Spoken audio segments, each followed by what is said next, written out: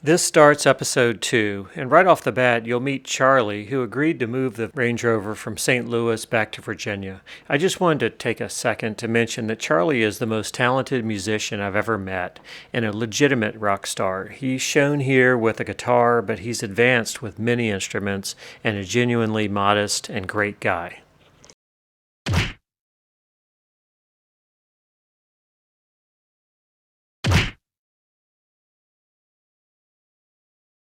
Off we go.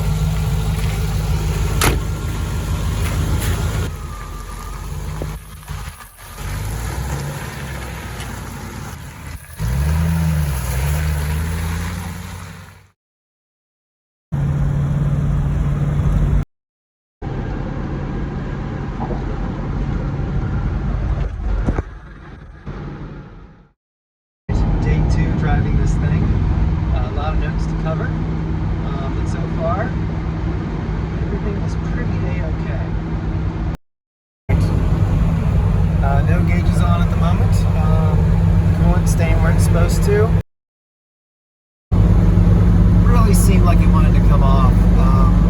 I stopped to see if I could remove it, and so the previous owner, or a previous owner, had zip tied it to a part of the frame, so and it's also contributing nothing to the breathing of the engine.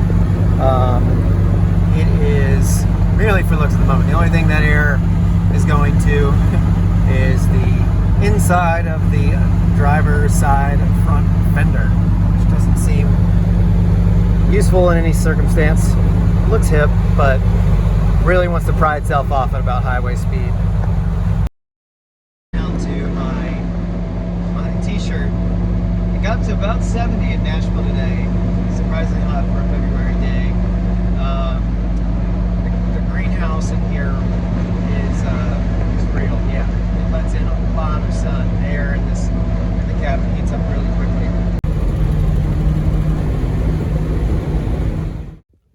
Day 2, going from Nashville, Tennessee to Asheville, North Carolina. See what we can do.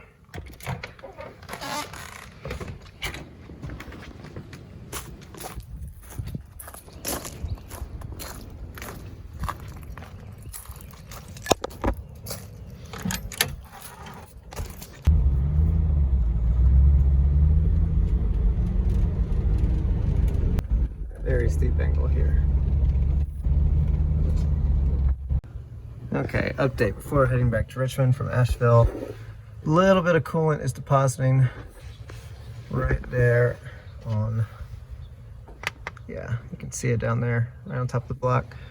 Try to nudge that hose in place. I don't think it's gonna back out or anything, but that might be suspect for where that leak came from. I think this one looks okay up top. So let's see. I'll check for fluids as I drive back, see what's causing that.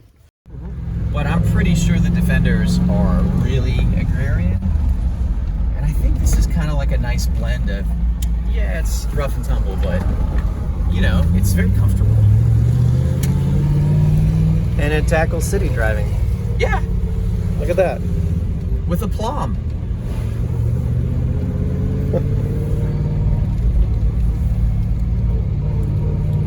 It looks right at home here in the this Victorian era neighborhood. Yeah, right. Except for maybe the yellow duct tape on the snorkel. I on the mean, snorkel that isn't even hooked into the air intake. yeah. But hey. I'll just go ahead and ask Bob It's a little about filling that hole while I'm at it, you know? Yeah, actually that's a good idea. Yeah.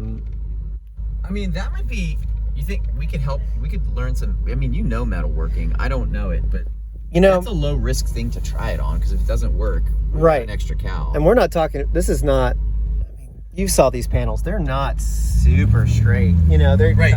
there's some play in there, and if you get it, even if you get it, 95% of what Bob can do, then it's better than it left the factory. Yeah. So, you know, you don't want to make it too nice. You don't want to have a situation like with my E30 where I beat out a crimp that was, you know, in there from the factory. Right. I guess guess we're at. You're left? Yeah, make a left on Floyd. Oh my god. Oh, hey, little Defender over there. He's got his. Okay, so if you make a too. right over here, actually, hey, Defender, you just put it right here where this bike rack is. Oh, I see. There's a hose. So you came over today, right? I did. So what's this all about?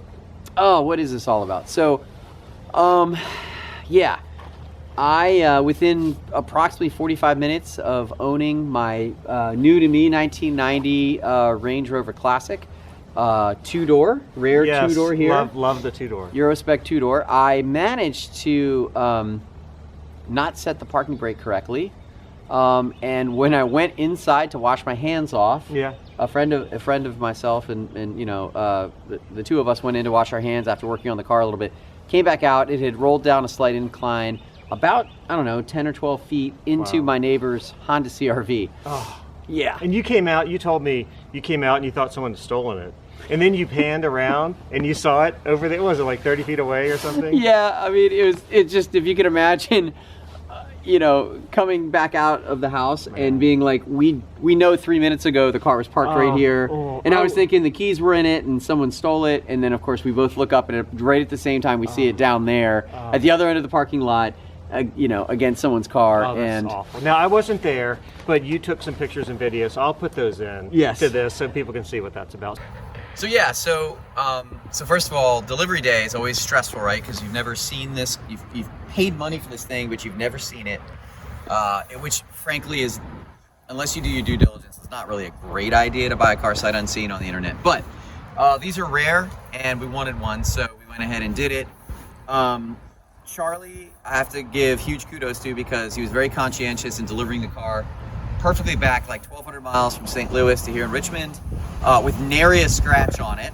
And what happens when he hands me the keys for the first time is within 20 minutes we forget to leave the parking brake engaged, and the car rolls down this gentle incline into his neighbor's Honda CR-V. So the Range Rover is making quite an impact Literally. around town.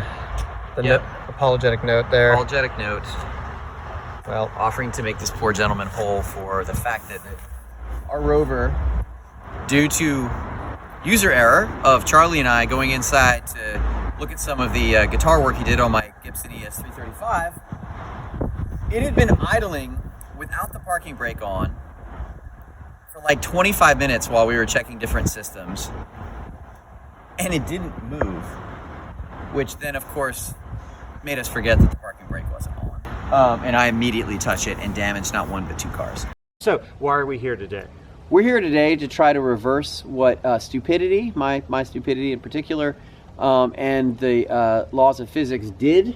So like here's your back bumper, and I'll zoom in the video, but I see this curl. This, it's not a pinch, but it's like it's a roll or whatever the right word is. Exactly right. So this bumper went in like that far. Yes, and Right. and it also, what it's doing is, as it buckled up, it's also impeded the Yeah. ability of the tailgate to Yeah. deploy, which is a problem. And it's also kind of it sort of pinched Yeah. the lines here of this what do you call this, Paul? Quarter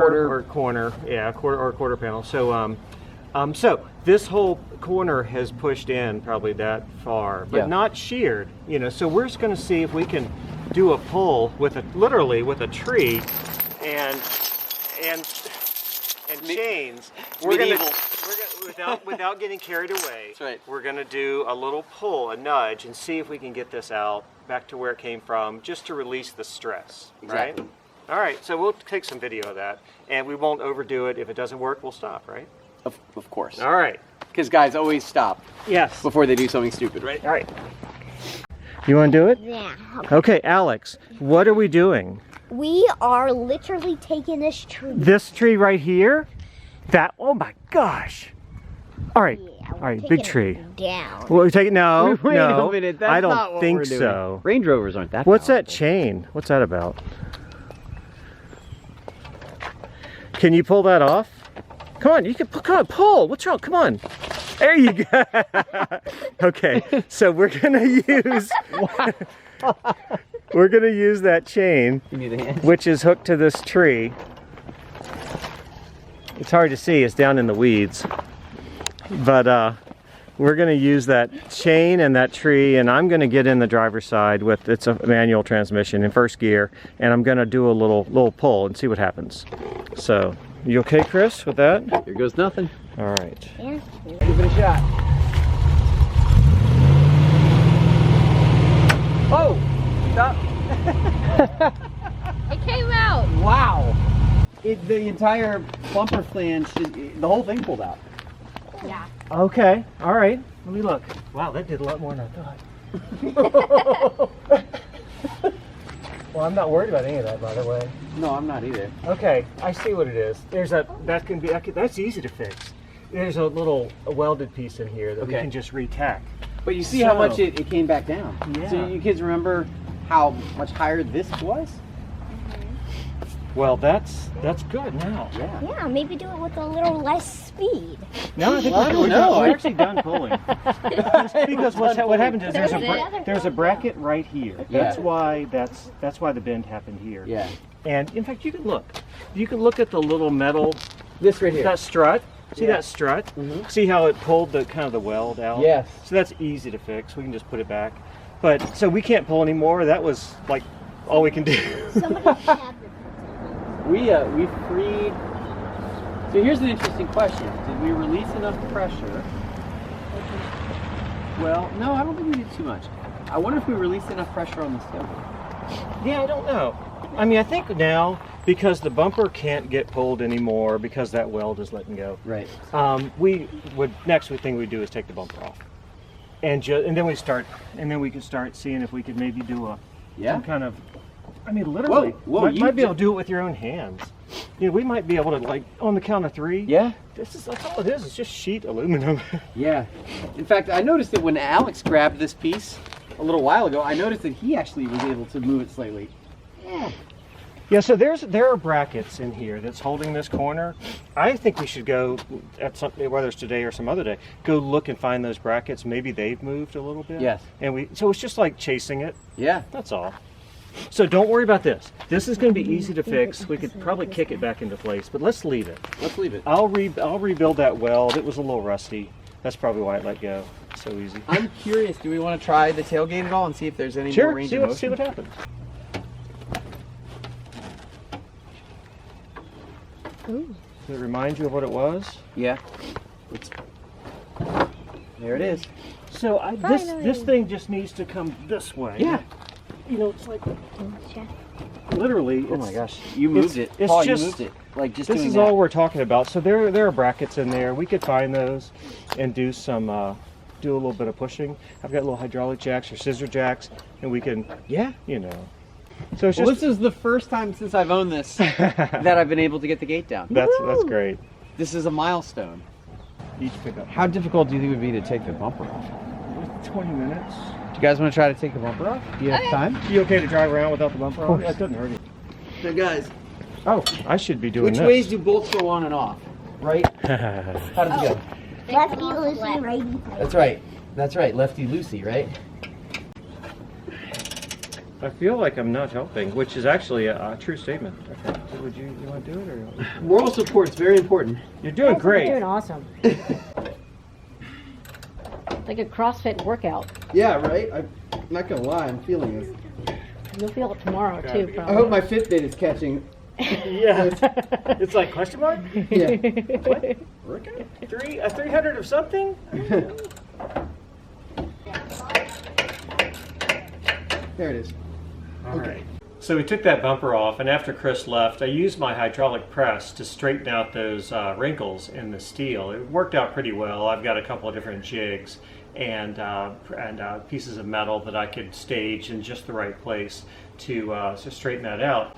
And here's the result. This is the bumper that came off that Range Rover, and you can't even tell which side used to be the problem. I mean, I can tell because I rewelded